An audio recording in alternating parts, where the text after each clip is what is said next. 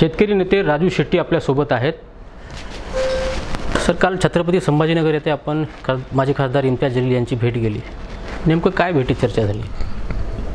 ते माझे जुने मित्र आहेत, अगदी ते पत्रकार होते त्यावेळपासून, म्हणजे राजकारणात येण्यापूर्वीपासूनचे मैत्रीचे संबंध आहेत। मी संभाजीनगरमध्ये आहे म्हटल्यानंतर त्यांनी चहाला बोलवलं, मी त्यांच्याकडे गेलो। बऱ्याचशा अवांतर चर्चा झाल्या, गप्पा झाल्या। मी सगळ्या महाराष्ट्रातल्या छोट्या मोठ्या पक्षांना, चळवळीची पार्श्वभूमी असणारे सामाजिक संघटना, या सगळ्यांना एकत्रित करून एक सक्षम पर्याय महाविकास आघाडी आणि महायुतीला देण्याचा प्रयत्न करतो आहे। या संदर्भातली आमची चर्चा झाली। असा निष्कर्ष किंवा निर्णयापर्यंत आम्ही आलो नाही, परंतु अशा गप्पा झाल्या। तिसरी आघाडी स्थापन करण्याबाबतही चर्चा झाल्याची माहिती मिळते, काय सांगाल? नाही, आघाडी होईल।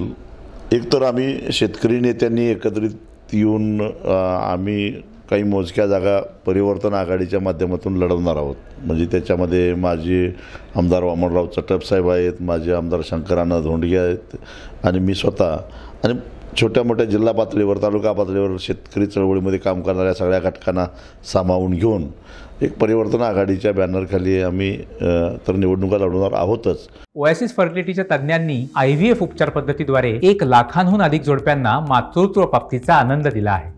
मोफत अपॉइंटमेंट बुक करण्यासाठी आजच संपर्क साधा। पण त्याचबरोबर आमचा असाही प्रयत्न चालू आहे की जे छोटे छोटे पक्ष आहेत, सामाजिक संघटना आहेत, शहरामध्ये काम करणारे, खेड्यामध्ये काम करणारे, जे सर्वसामान्य जनतेचे प्रश्न घेऊन सातत्यानं संघर्ष करत असतात, पाठपुरावा करत असतात, खरं तर जनतेचे खरे प्रतिनिधी हे आहेत। कारण ह्या महाविकास आघाडीतले आणि महायुतीमधले जे प्रस्थापित नेते आहेत, ते 4 वर्ष 9 महिने गायबच असतात, घरात असतात, आणि मग अचानक पांढरे डगले घालून बाहेर पडतात आणि आम्हीच तुमचे तारणहार, आम्हीच तुमचे प्रतिनिधी, एकतर त्यांना मत द्या किंवा त्यांना द्यायचं नसेल आम्हाला द्या, अशी त्यांची प्रवृत्ती आहे। आणि त्यांना काही इजम नाही, विचारधारा नाहीत, आले इकडून तिकडे जातात, तिकडून इकडे येतात, घोडेबाजार होतो, भ्रष्टाचार होतो, पण जनतेचे प्रश्न मात्र बाजूला पडलेले असतात। विशेषतः महाराष्ट्रामध्ये सध्या इतक्या आत्महत्या होतात, दररोज 13 आत्महत्या शेतकऱ्यांच्या होतात। देशातला सर्वाधिक आत्महत्या होणारं राज्य म्हणून नामुष्की आपल्या राज्यावर आलेली आहे। पण याचं गांभीर्य ना सत्तेत असणाऱ्यांना आहे, ना विरोधात असणाऱ्यांना आहे, आणि म्हणून आम्ही या सगळ्या जनतेसाठी लढणाऱ्या, सामान्यांसाठी लढणाऱ्या या सगळ्या घटकांना एकत्रित करून एक सर्वसामान्य लोकांच्या बरोबर चर्चा करून त्यांच्या पसंतीचे उमेदवार त्या मतदारसंघामध्ये देण्याचा प्रयत्न करायचा।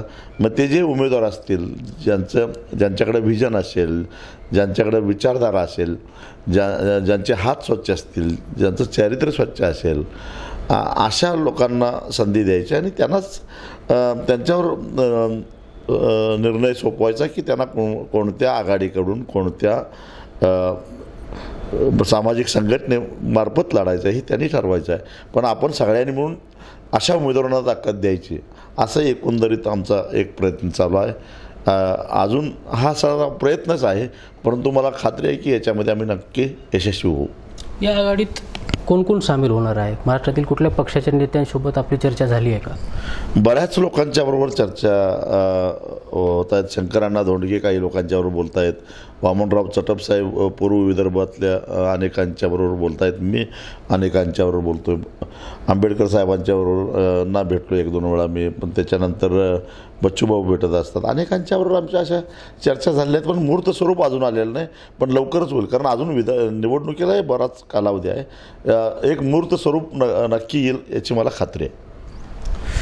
महाराष्ट्रातील वेगवेगळ्या नेत्यांसोबत तिसऱ्या आघाडीबाबत चर्चा सुरू असल्याची प्रतिक्रिया शेतकरी नेते राजू शेट्टी यांनी दिली आहे। यशपाल भोसले, TV9 मराठी, नांदेड।